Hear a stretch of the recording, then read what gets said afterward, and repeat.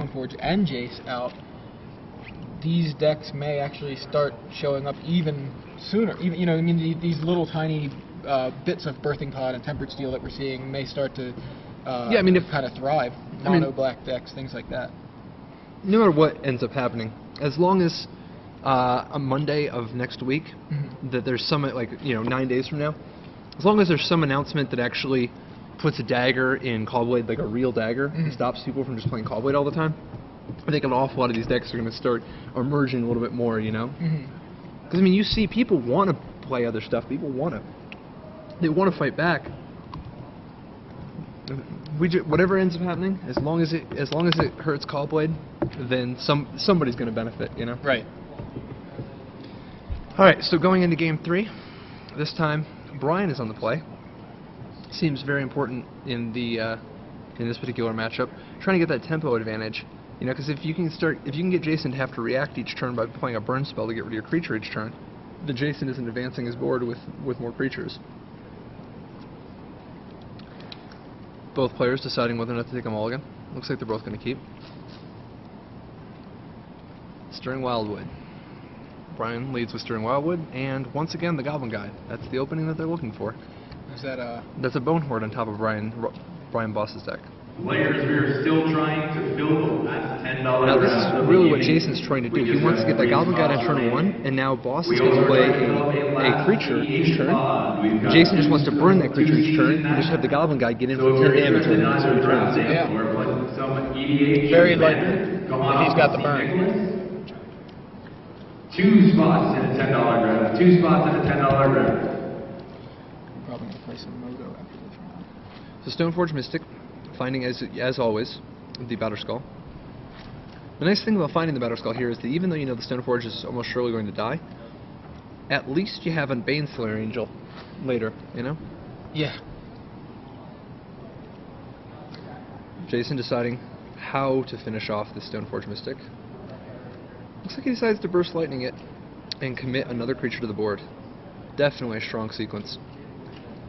He's still got a couple more burn spells in his hand, but it looks like they're Arc Trails, which is... Is that an Arc Trail and an Ember Hauler, or 2 Arc Trails? Either way, he's not going to be able to deal with fatties. You know? Yeah, I think it was Arc Trail Ember Hauler. And he's dropped... So Brian drops a Sylvok Replica right now. And gets an extra land off the Goblin Guide. The thing is, next turn... I mean, it depends on if he has a land that's untapped, but he could potentially... I mean, he's going to drop another creature next turn, and then he's going to drop a Batterskull. We've got one spot to fill up for the $10. I don't know if Jason's got enough going on yet. Jason's got too many lands. Yeah, it's, again, he looks kind of a little bit flooded. Like he did. So he drops Ember Hauler. At least he's committing even more power to the table.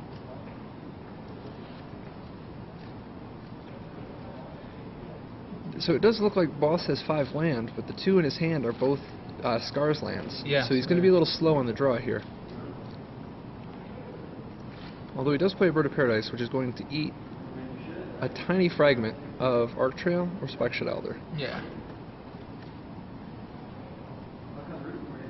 It's interesting how little Sylvok Replica is doing right now. Kind of surprised that it stayed in. I was thinking the same thing. I'm like, what is that there for? And is it just and it's another Goblin Guy. That's the best thing you could draw right here. With both Burst Lightning and Arc Trail in his hand, I'm definitely liking Jason's position. Ooh, Arc Trail on the top. That's definitely what Ryan wanted to see. Yeah. Well, we'll see if he's got enough of a life buffer. He's definitely going to have to lose his Sylvok Replica here. Now, most likely, Jason's going to just Arc Trail the Replica and the Bird rather than Spike Shot, just to make sure, you know, he just wants to get the tempo advantage. He wants to make sure the Bird stays off the table to try to prevent the, oh, that'd be so greedy if he tries to Spike Shot here. He's got to Arc Trail, and he does. He Arc Trails the Replica and the Bird of Paradise, which puts Boss behind 2 Goblin Guides and Ember Hauler with the land open and a Spike Shot Elder, and he doesn't have the 5th land untapped, so the Batterskull isn't coming down this turn. Why not Arc Trail before combat? You know, just to clear the guys out of the way.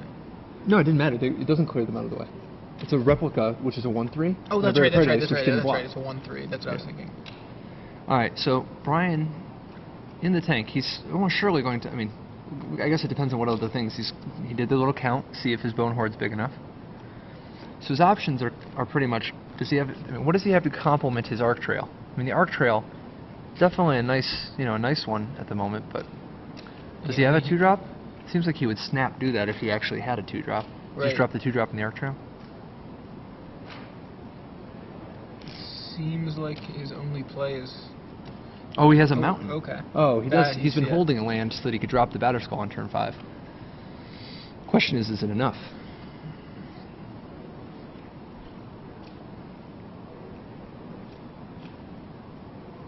Attention Looks like he decides it's his best play. Number 5. Drops the Batterskull, he's at 10 life, crosses his fingers. Aaron is going to get you started. Now, Jason just needs a land here, and he draws it. He's going to burst lightning the Batterskull, and it's going to be real bad news for Brian. Carnage, yeah. Yeah, Jason's last spell is the Burst Lightning, which does the critical 4 damage. That is definitely, he was hoping to draw. Gets in for 7. Couple Goblin Guide triggers. Couple Goblin Guide triggers. Yeah. Okay. Jason points it out. 1 Also hits a mentioned land. players, I need Eric 2 hits a land. Gabriel Mapping. So he really needs to draw an Obstinate Bailoff next turn. Yeah, I mean, I don't know what he could... An Obstinate Bailoff, he'd be right back in. Right, besides the Bailoff, but it's a Vengevine. Okay, so he's at like, what, 3 life? So he's going to Arc Trail the Emberhauler and the Spike Shot Elder? Yeah. Alright, and now if he plays a Vengevine, at least he's not dead to the board. And then if he somehow, like if Jason just draws a land, next turn he can equip his Vengevine with a Batterskull. Yeah. Get busy. Get right back And that's in a it. plan. Or a Bonehorde, sure. Bonehorde works as well. Even better. He needs Jason to draw land so bad right here. Is that Dismember? It is Dismember. Bonehorde is not big enough. Offers the hand. Wow. What a red mage. Wow, yeah. And I guess that's it. So That was, Jason Bulkowski draws the removal spell, pumps the fist after extending the hand, in a move generally not seen in the American leagues, but I guess he's just very excited because I mean that was a very hard-fought battle. You know, yeah, he that played was, well. That was very interesting, like just to see the guys Attention trying to battle back and forth. Nash Schaffner and Kenny Sneed. To the side of this area, please. Your booster draft is As soon as waiting that on you. finishes,